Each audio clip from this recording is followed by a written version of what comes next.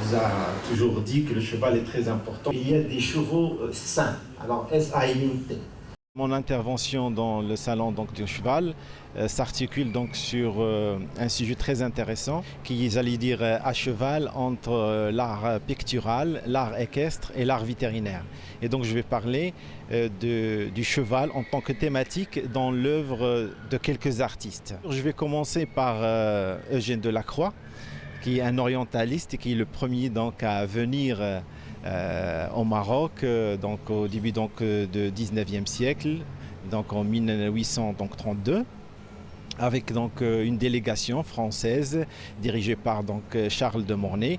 Ils sont arrivés au Maroc pour avoir une audience royale avec le sultan Moulay Abdelrahman. L'histoire de ce tableau, il est très intéressant. Il doit être connu par tout Marocain et tout Maghrébin parce qu'il fait dater donc un événement très très important et qui est justement donc l'aide qu'a fourni donc le sultan Moulay Abdelrahman et le Maroc pour aider un petit peu donc la résistance donc algérienne.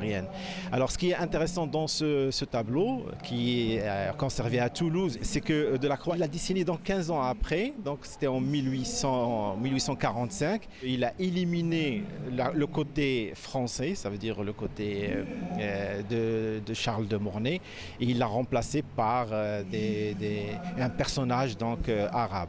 Alors bien sûr, durant ce voyage, il a fait pas mal de fantasia, il a fait pas mal d'autres figures donc artistiques.